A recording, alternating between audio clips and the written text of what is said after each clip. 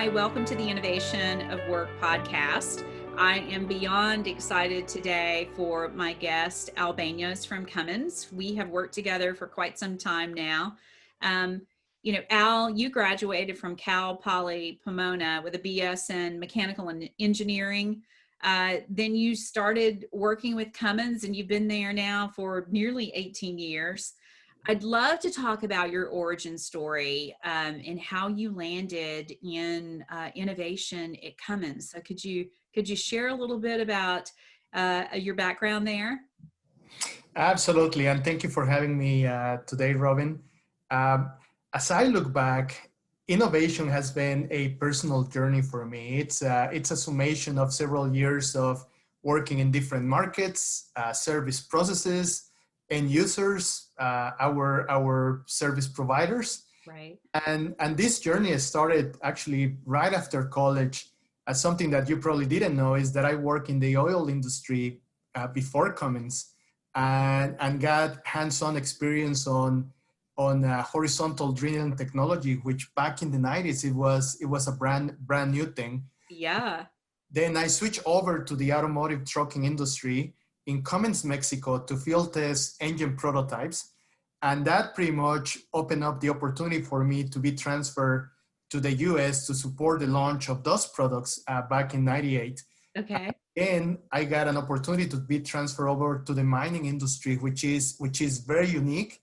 And because of the competitive nature and the nature of the work, they innovate as well a lot. So back then I had the opportunity to be part of a remote monitoring program. And Okay. this is middle of the 2000s. So a lot of early technology Yeah. back then. And then I had an opportunity to lead a global program to standardize the service process of 600 locations that Cummins has around the globe in 190 countries. So That's a huge project. absolutely. And a couple of the key learnings is understanding our distributor customer facing operations, number one, and the different players, the different users, right? And the second piece that was very important was the change management aspect. And especially when you cut across different cultures, different languages, Yeah. and you're trying to bring a standardization and adoption of a new process. That's hard.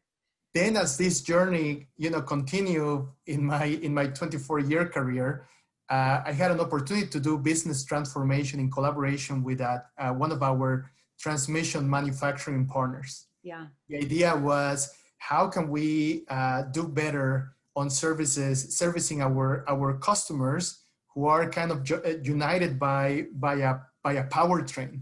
Mm-hmm.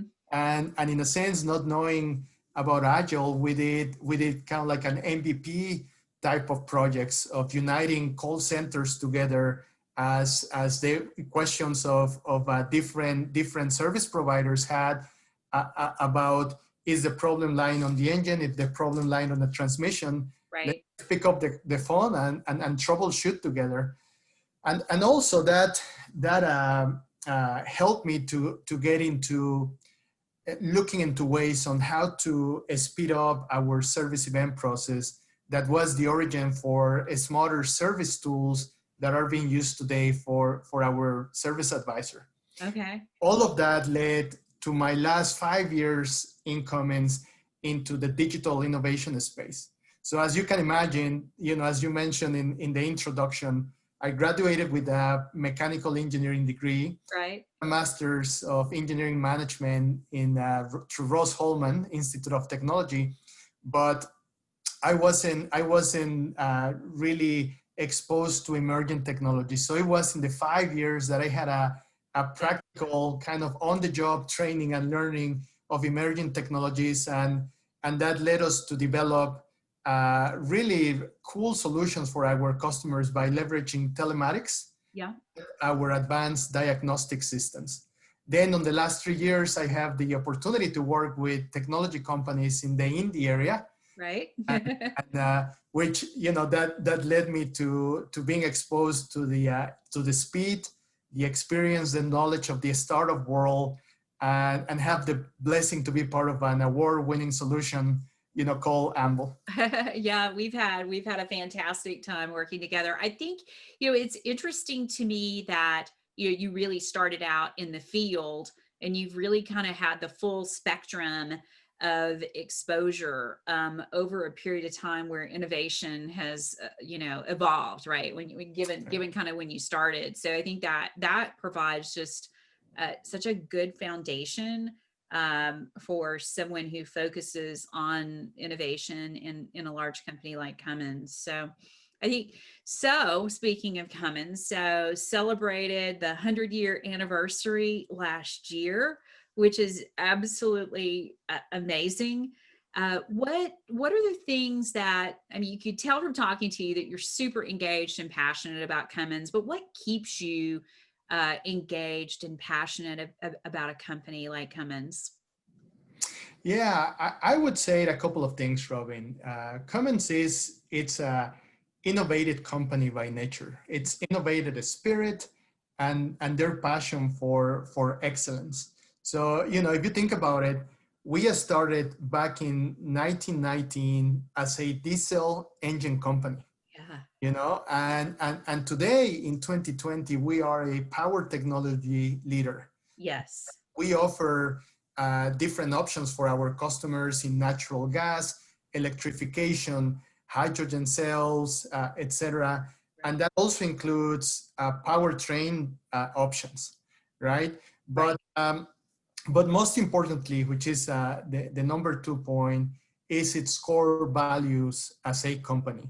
Yeah. A company that embraces, celebrates diversity, inclusion, integrity is something on the top of our values.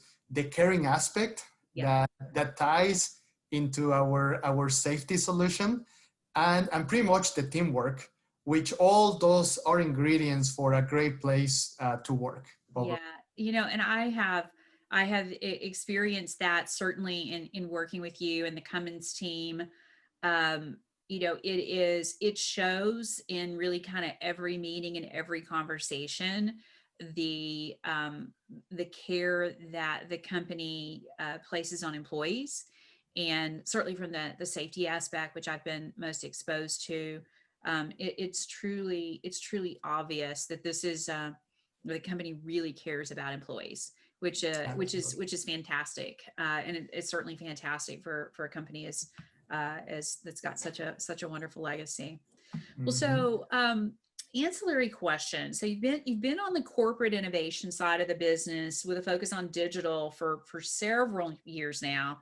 When you think about digital acceleration, innovation, transformation, what now does that mean to you personally, and what's kind of your view on how what does that mean to a company like Cummins? For us, and that's a really good question, because it's about enhancing the customer experience in Hmm. every aspect of the user interaction with our products and services that we offer. So, Right. so when I think about the digital accelerator today in 2020, it's all about leveraging emerging technologies. Hmm. It is telematics, machine learning, automation, artificial intelligence, among other emerging technologies to drive that innovation, which means creating meaningful solutions to impact the life of not only from our customers but our service providers as well. That Right. brings me to the transformational aspect, which is making our processes smarter, Hmm. faster, and more efficient, that translate again into customer loyalty and satisfaction. Yeah, yeah. No, that makes total sense. And I think when you keep that customer in mind, that changes really kind of how you approach things as well. That's got to be certainly center from an innovation perspective. So let's talk about, there's, when you think about starting and keeping digital innovation projects going, and especially in a large company, what are some of the key elements to watch out for and plan for to keep projects moving? I know a lot of companies have very big programs. They try to embark on it, struggle a bit. Would love to learn about kind of your thoughts on kind of those things to watch out for and plan for. Yeah, I would say that first of all, have a very clear vision and mission. Mm-hmm. People in the organization not only understands but can relate to. A digital innovation project cannot be an abstract concept, to them. Right. They need to relate to it. They need to understand why they change, Yeah. why we're doing this, and this in turns keeps people excited, Mm-hmm. supported as we keep pushing forward with the program. And then number two, is starting by calibrating internal stakeholders on agile methodology. You Yes. remember, one of my DA programs, I was an agile evangelizer internally to educate people about being okay on developing an MVP and launching to the market. Right. In our space, given that we are a power technology leader, we don't release half develop products to the market. Yeah. The Can't. customers in the nature of our business, they expect full functionality, but in the software world, Yeah. you start with those uh, initial pieces of value that they keep evolving and being enhanced incrementally. So Right. so that's one of the things to educate your internal organization. Another aspect, it will be make sure your team is full-time focused on it. It's Yes. very tempting to pull a cross-functional team doing it part-time, Right. and that doesn't really work that well. The other piece is being flexible to learn and iterate. Yeah. Innovation is not waterfall. You know, Right. it's a process of learning, and most importantly, fail fast. Yeah. Embrace failure. Apply those learnings. Number five, I believe it is very important to create a key high-level promoters Yeah. in the organization. And again, looking back, one of the smartest things that I did was to involve senior level people early into the program, Right. at the concept level, making them understand the benefits of a digital product. So when we created the product, they were pretty much our cheerleaders, Sure. that help later on with adoption. And finally, make sure you understand all of the aspects of change management. Don't Yes. underestimate that point of adoption. Don't assume that because you created something, everybody's gonna just adopt it right away. It's a process. Yeah. Absolutely. Those are absolutely fantastic points. I love it all. I mean, having your stakeholders understand why it all starts, I think, with that to having that concept of we can innovate and we can move that even if we are a discrete manufacturer with goods that have to be pristinely high quality, all of those just all the way to the stakeholders. It's just wonderful points. Thank you for that. I think when we think about innovation projects that are internal versus external projects, how do you generally think about those differences and distinctions? I think, Robin, external projects tend to go faster, right? Because they don't have to deal with internal bureaucracies, approvals, and so forth. And an external project can laser focus on getting it done. So to expand a little bit more, it is less permissions to ask, Yes. less dependency on cross-functional groups who may have their work plans already well established, with no extra capacity to accommodate any other needs. So in summary, I would say that the main difference is velocity.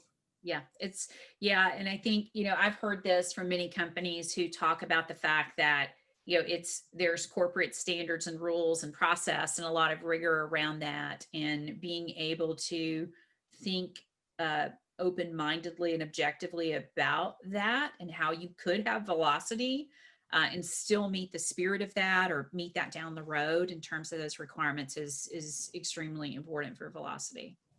So Absolutely. for us personally, you and I have worked together for over a year. I actually don't remember the exact time frame. It all runs together. We've traveled together. We've sang car songs in the car together, and share cried on each other's shoulders. What are kind of some of the key learnings that you have from working with our team at Anvil? Absolutely, and I gotta tell you that in my 24 years, that has been a key milestone, in my professional life, and learnings that I'm actually applying today in my new programs. But That's wonderful. speed is one of them, and in a big corporation, now knowing what I know now out of my Anvil experience, it's about focusing on that MVP aspect and avoiding the temptation of going into a full end-to-end solution. So, Right. so the third aspect is ability to iterate. I remember, Robin, when we started working together, we were focused on an in-shop solution. I'm Yes. sorry, on a field solution. Right. And then after making our discovery rounds through different branches, Yeah. we learned that actually the immediate opportunity was on in-shop. So we Yeah. were able again to iterate fast Yeah. and apply those new learnings. Yes. You know, focus on the end user. Hmm. The end user, extremely important. And I remember, if you remember our friend Nick I do. branches, older technician Yeah. that became our biggest promoter. Yes. So, Yes. uh, also a positive attitude. I would say that innovation is not for everybody. It's Mhm. it's a roller coaster of emotions, but you need to have a positive attitude, deal Mhm. with the unexpected, being resilient, in able to continue to focus in complete the mission. Yeah. And how you do that? By being passionate about your idea. I remember you and I, because of our backgrounds, Yeah. safety was something personal for us. Right. We're fighting for it.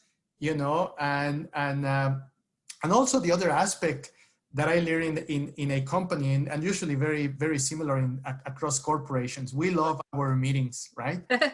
Indeed. But those what I would consider rapid debriefs, the daily stand-ups, Yes. a very smart, efficient way in 15 minutes to keep everybody appraised of the work Yes. and bring awareness of all the different blockers so the team could address, which brings to my last but not the last point, but not the last learning, which is leveraging that is diverse skill set that the team had.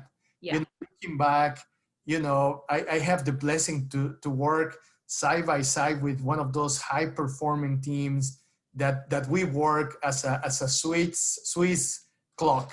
You know, Everything synchronized to perfection, Yeah. leveraging all the different unique skills that every one of those team members had to put together and create such an amazing company and product as well. Oh my goodness, that's wonderful. And I think when we think about, the time that we spent really listening to the customer, really listening to that end user and taking that feedback and really taking it to heart and really thinking about what that meant for what we were building together, I think um, that influenced us every day. And I have always been really a promoter of kind of that think about the user as you design the product, so that user Mm. centered design focus. But it was really emphasized for me personally on the importance of that in conversations with folks like Nick, and what actually happened by listening to his feedback. and helping him understand why we were doing what we were doing, why we were building what we were building. But not only that, actually seeing that by taking his feedback into consideration and others, that we then add a product that people wanted to use, and they wanted to use it because we had listened to them and we had built it in such a way that it took into consideration their needs, which we've all been better for it. So I think that's one important thing. I would add one other thing that I personally learned through the experience, and that is, from a corporate innovation perspective, it is so important to think about as a startup, or as you're starting a new product, or maybe even just rolling out a newer product to a big corporate. You've got to think about the big corporate needs. So things like having high quality and having, that global type of support, that the really robust support and services. Mm-hmm. You really have to think through those things, because those are expected and they'll be needed, and they'll make a huge difference. So no matter what kind of innovation project you might be embarking on, you still need to think about, how do you satisfy those enterprise needs, I think. So that was a learning that I had personally from my experience. Absolutely. No, you. That was a great ending to that question, Robin. Especially, for us in 600 locations, that means 190 countries, Yes. across the globe, with different cultures, different languages, and again, you guys were amazing of being able to accommodate those global needs, to the point that right now, South Pacific, is using the product, and soon to Right. come other regions in the world. Yeah. No, I think we can be more excited, and I just feel like we started out with a really good foundation that we tweaked along the way. So, Mhm. a big thank you publicly for all of that. Um, I want to talk a little bit about kind of our passion at Anvil for moving companies from paper to digital. I mean, that is what we're very focused around that, and helping companies move the needle. Lots of companies trying to go digital in a lot of ways. And there's still, when we talk to companies, any type of company, really kind of in any industry, every company is still dealing with some manner of paper forms or paper processes someplace, and trying to figure out, how do I move the needle to go digital? What do you recommend to other corporations who are looking at these digital transformation projects? What should they be thinking about? I think, it's looking at the broad of new opportunities that a digital solution like Anvil, brings to the table. Hmm. All the I remember one of the key, motivators for us as Cummins to move into digital. It was all the data that it was not being used. When you have a paper process, Yeah. all that data is stored in boxes. Hmm. It's only being used for audits, Yep. right? But nothing to be more proactive. So it's leveraging the data, closing those communication gaps, Yeah. between workers. And you mentioned earlier, like mining technicians, Yes. where usually those sites are hours away from distributor locations. So Right. how can we leverage technology to close those communication gaps, which at the end of the day, we want to create a culture of caring, Yes. which results in three immediate benefits in my mind. Yeah. Number one is the reduction of incidents, Yeah. by leveraging real-time data Hmm. instead of papers that hardly anybody has time to read. Right. Number two, in terms of that culture of caring, making feel that workers, people are listening to them, Yes. right? And also in the same token, streamlining the process. Yeah. It's eliminating, making the process, as I was mentioning earlier, smarter, Yeah. faster, and more efficient. Because when you have a piece of paper with 70 plus questions, Yeah. it sometimes it becomes redundant. It becomes obsolete. And again, by leveraging data, you can you can laser focus on the content, keep your content fresh, relevant, meaningful to them, and in a personal, in a way personal to them as well. And not to mention, equally important is the green savings, right? Yeah, absolutely. Of thousands of paper, meaning carbon footprint that now we are eliminating by going to a digital product. Yeah, no, those are wonderful answers. And, there are those discrete black and white savings. And then, one thing I know you and I are both very passionate about, you mentioned it, is creating that communication loop so that, data doesn't just go in a filing cabinet and it's never looked at again, and what kind of transformation that has. And, we're still looking, I think, many companies are looking for those solutions where you can connect the workers, and how do you create that communication loop so that you can get timely feedback and make changes and save on quality issues. And ultimately, from an Anvil perspective, we want to help workers go home at the end of the day safely. So Mhm. it's huge opportunities out there, that we're really excited about. All right, Absolutely. couple of last questions for you. Mhm. So, um, we've worked closely together, kind of for frontline worker safety, for quite some time. Goal is to really make sure that before the death, before the injury, before the near miss, that we intervene and can make a difference, kind of in the moment. Um, so, what's your wish list for us at Anvil? What would you like us to be doing, be thinking about, to advance the move toward, zero incidents? Yeah, no, no, thanks for asking. For me, it's to continue leveraging machine learning and artificial intelligence model to create real-time advice for technician to prevent the next Yeah, accident. yeah, One of the things that I remember and one of the moments that I cherish the most was that in one of our deployment sessions with technicians, the older techs kind of grab the one of the benefits to say, we have a generation that is retiring, yes, a new young generation that is coming in. How can we transfer all of those learnings of several years on how to make it safer?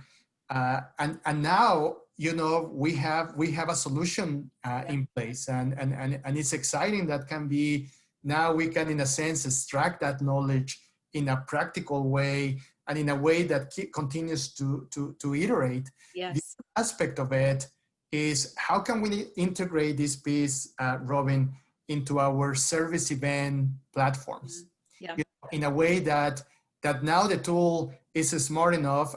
If I'm a technician and I'm about to work on a mining engine where a turbocharger weighs at least 35 pounds, right, so the tool is gonna learn me right away, make sure that you use the proper lifting procedures and tools and so forth. right, Or if there is a component that has a sharp edge, to install, that is gonna let me know. And as well of the other side benefits of trending data and, yes, and so forth. So again, it opens an array of opportunities that 20 years ago, we we couldn't do. didn't have. Yeah, And also, you know, mobile devices, especially wearables, hmm, are becoming more popular across industry, from ordering a pizza, yeah, through health, benefits. So, there is a strong interception to put these two pieces together. So, yeah, in a COVID world, yeah,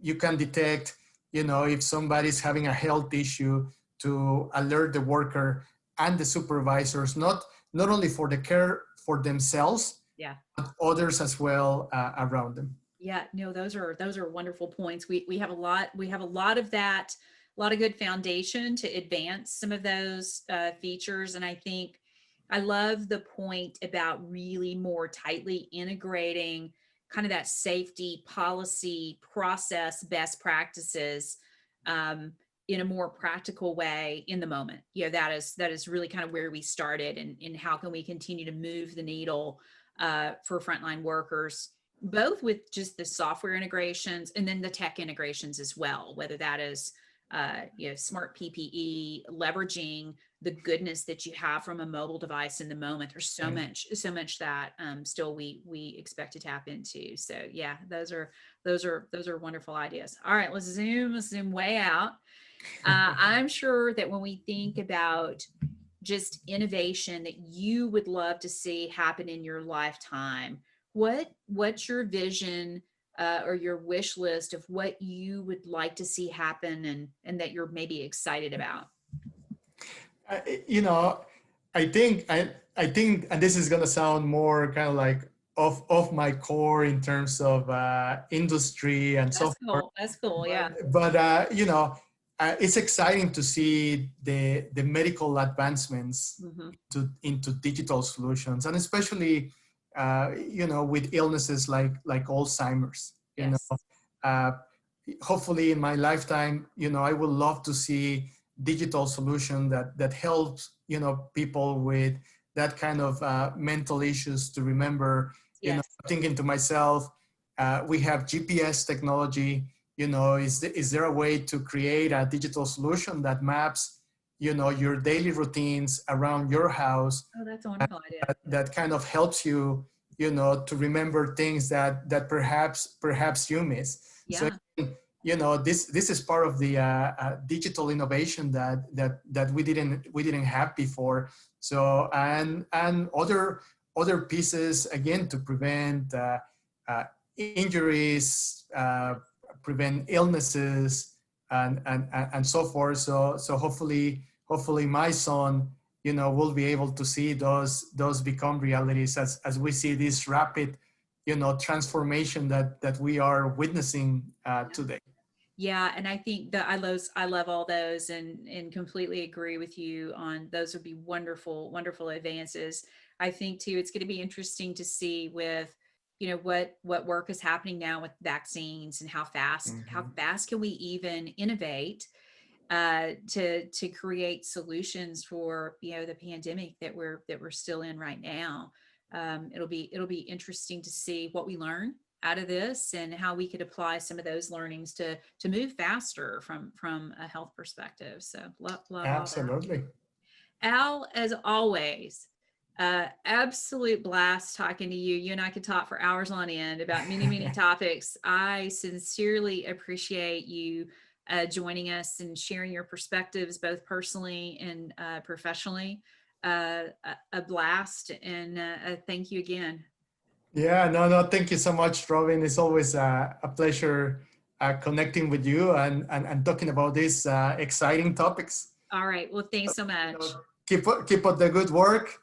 It's great to see how Anvl continues to innovate, and produce incremental value for all of us, Cummins and the rest of the world. So Oh, Al, thank you so much. Sincerely appreciate it.